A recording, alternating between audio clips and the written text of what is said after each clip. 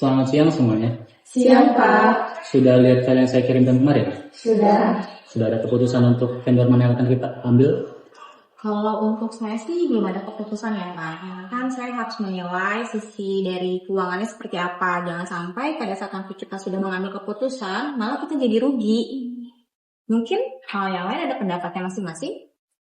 Oke Pak, saya sudah memutuskan untuk proyek selanjutnya. Kita harus memakai vendor Y, karena mereka menjanjikan ROI yang tinggi dan gila-gilaan. Siapa yang setuju? Saya sih setuju. Tunggu dulu ya Put ya. Kenapa harus vendor Y? Kalau menurut data, proposal vendor X ini lebih stabil loh. Walaupun kalau kita lihat ya, ROI-nya itu 51% lebih kecil daripada vendor Y. Menurut saya, keputusan kamu ini terlalu cepat ya, dan mungkin terbawa emosi serta suasana ya Put ya. Sari, proyek kita tuh lagi bagus-bagusnya.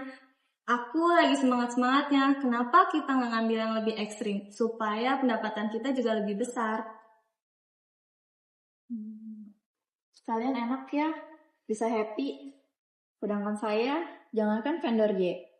Untuk memilih warna background presentasi saja rasanya mau menyerah. Ditambah, saya lagi bad mood gara-gara tadi pagi adanya kritik desain. Pokoknya saya setuju dengan apapun yang paling cepat selesai. Vendor X, Y, Z, semuanya sama saja. Ini nih yang sering kejadian di rapat besar. Tim sales yang lagi happy banget karena mendapatkan deal besar akan mendorong untuk membuat keputusan agresif. Sementara tim support yang baru saja menangani komplain akan membuat keputusan yang defensif. Tugas saya adalah menimbangkan faktor emosi ini agar tidak mempengaruhi keputusan yang akan saya ambil.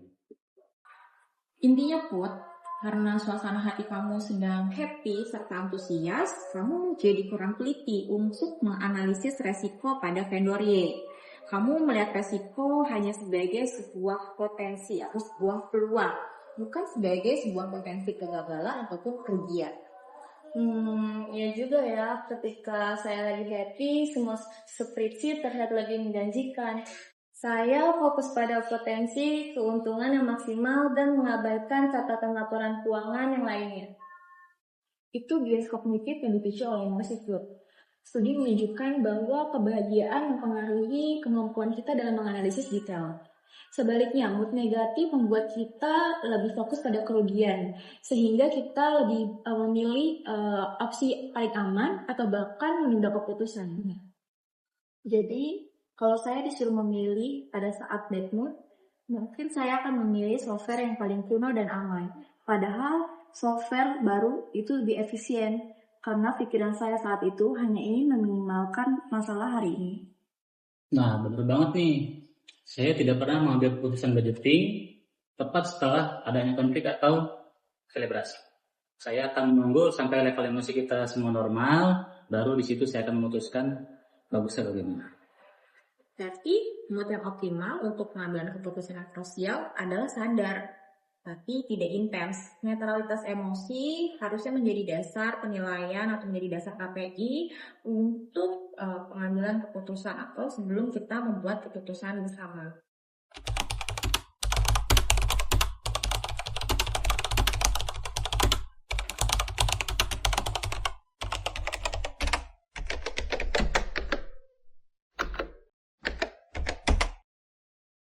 Kita bisa membayangkan hubungan ini dengan diagram sederhana.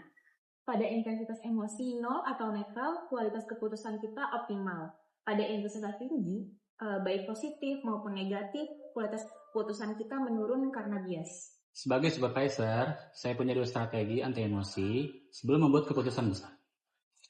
Yang pertama ada cool down call.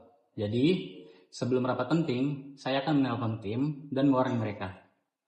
Jangan bawa drama rapat kita yang sebelumnya ke rapat kita yang kali ini. Kita mulai semuanya dari nol. Yang kedua ada Desari Test.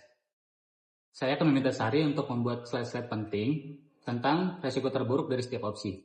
Putri, di saat mood kamu sedang bagus, kamu harus lihat slide-slide itu 2 kali lipat lebih lama. Oke? Oke Pak, saya setuju dengan Desari Test. Saya butuh reminder visual bahwa euforia itu bisa mahal.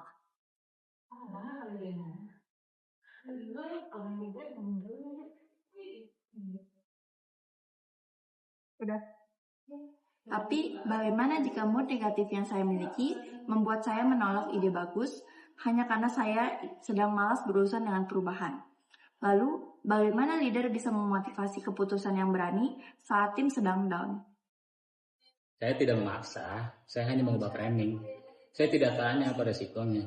Yang saya tanyakan, Itu adalah contoh cerdas dari regulasi emosional. Pemimpin tidak menghilangkan emosi Kiki, tetapi mengubah lensa Kiki dari defensif menjadi proaktif terhadap masa depan.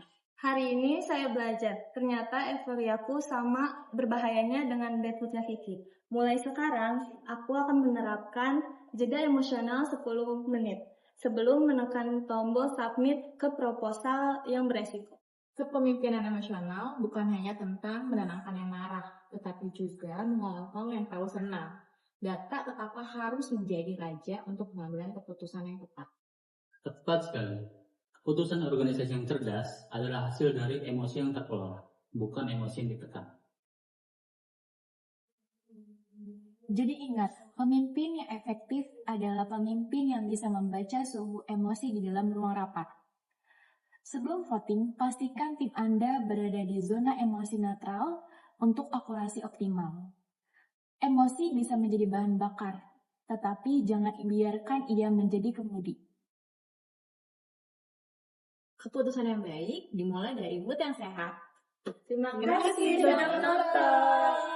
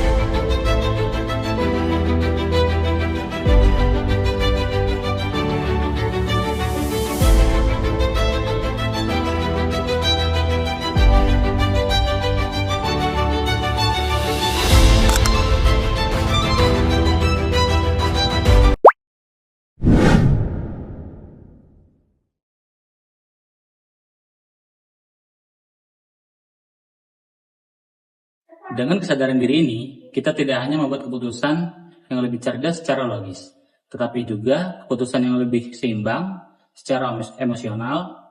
Kita membangun organisasi yang berani, namun tetap berakal.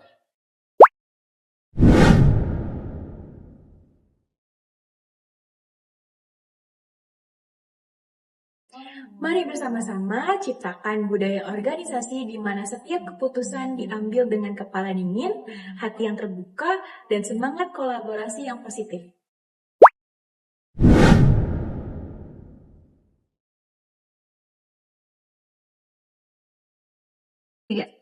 Ingat, suasana hati itu seperti cuaca. Kita tidak bisa mengontrolnya, tetapi kita bisa belajar untuk menavigasinya. Dengan kesadaran diri dan sedikit jeda, kita bisa memastikan bahwa keputusan kita lahir dari pemikiran yang jernih, bukan sekedar respon instan dari badai atau cerahnya perasaan pada saat ini.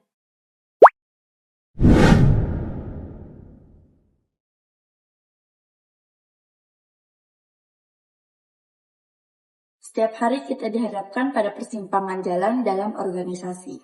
Dan hari ini kita menyadari pengemudi di balik kemudi. Keputusan ini adalah suasana hati.